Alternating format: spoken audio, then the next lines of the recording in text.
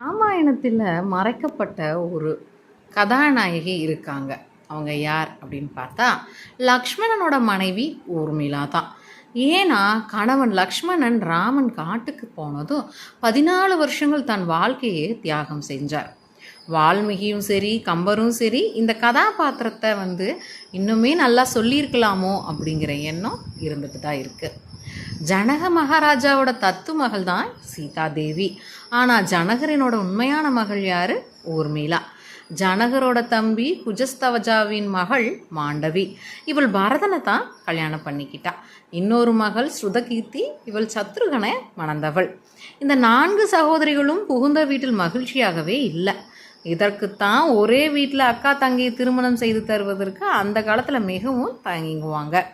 மேலும் லக்ஷ்மணனோட மனைவி ஊர்மிளா கணவனின் 14 ஆண்டு கால தூக்கத்தையும் தானே வாங்கி கொண்டு கணவனுக்காக வாழ்ந்தவள்னு சொல்லலாம். காட்டில் ராமனும் சீதையும் குடிலில் உறங்கி கொண்டிருந்த போது குடிலுக்கு வெளியே லக்ஷ்மணன் உறங்காமல் காவல் காத்துக்கிட்டு இருப்பான். அப்போது நித்ரா தேவி லக்ஷ்மணனை உறங்க வைக்க முடியாமல் மிகவும் திணறிட்டான். அவள் லக்ஷ்மணிடம் போய், இதோ பார், நீ இப்படி உறங்காமல் இருக்கவே முடியாது. நான் உன்னை விட்டு விலக வேண்டுமானால் நீ உன் தூக்கத்தை வேறொரு நபரிடம் பகிர்ந்து கொள். உன்னை விட்டு விடுகிறேன் அப்படின்னு சொல்கிறான். உடனே லக்ஷ்மணன், நீ என் மனைவி ஊர்மிளாவிடம் சென்று நான் கூறியதா என் தூக்கத்தையும் அவளையே எடுத்துக்கொள்ள சொல். நிச்சயம் அவள் ஒப்புக்கொள்வாள் என்கிறான். நித்ரா தேவியும் அப்படியே ஊர்மிளாவிடம் சென்று விஷயத்தை கூற அவளும் கணவனின் நிலைமையை புரிந்து கொண்டு அவன் தூக்கத்தையும் தானே வாங்கி கொண்டு அந்த 14 வருடங்களில் பெரும் பகுதியை தூங்கியே கழித்தாள். அவள் அப்படி செய்ததன் காரணமாகத்தான் லக்ஷ்மணனால் ராவணன் மகன் இந்திரஜித்தை கண்ணுக்கு புலப்படாமல் போர் புரிகின்ற அவனை கொல்ல முடிந்தது. அது எப்படி என்றால், இந்திரஜித்தை கொல்ல வேண்டுமானால் ஒருவன் 14 ஆண்டுகள் தூங்காமல் கண் விழித்திருக்க வேண்டும் என்று ஒரு தெய்வ நிபந்தனை இருந்தது. ஊர்மிளா கணவனின் தூக்கத்தை வாங்கி கொண்டதால் தான் அது சாத்தியமாகவும் இருந்தது. ஊர்மிளாவின் உதவி என்பது நம்முடைய மூதாதையர்களோட கண்ணுக்கு தெரியாத உதவி போன்றது. அது வெளி உலகிற்கு தெரியாமலே போய்விடும் தன்மையை கொண்டது தான். அது மட்டும் இல்லாமல் ராமனுடன் காட்டுக்கு போவதற்கு முன் ஊர்மிளாவை பார்க்க வருகிறான் லக்ஷ்மணன். அந்த சமயத்தில், அதாவது அயோத்தி நகரமே சோகத்தில் மூழ்கி இருக்கும்போது ஊர்மிளா தன்னை நன்கு சீவி முடித்து சிங்காரித்து எல்லா அணிகலன்களையும் அணிந்து பஞ்சனில் ஒய்யாரமாக உட்கார்ந்து இருப்பதை கண்டு கடும் கோபம் கொள்கிறான் லக்ஷ்மணன்.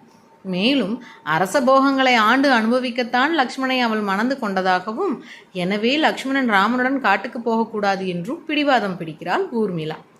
வெறுப்பின் உச்சத்திற்கே சென்று விட்டான் லக்ஷ்மணன். அவளை கடுமையாக ஏசிவிட்டு அவ்விடத்தை விட்டு விலகிறான்.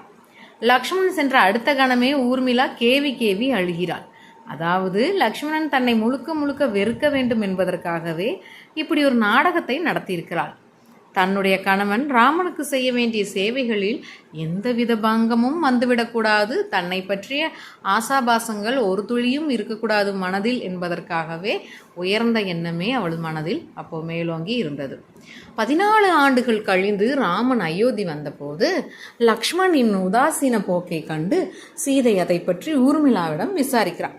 முதல்ல அவள் எதையுமே சொல்லலை, மறுத்துடுறா.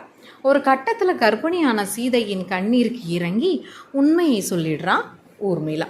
பிரமிச்சு போயிட்டாங்க சீதா தேவி. 1000 சீதைகள் வந்தாலும் ஒரு ஊர்மிளாக்கு ஈடாகாதுன்னு சீதா தேவி உருகி போயிடுறாங்க.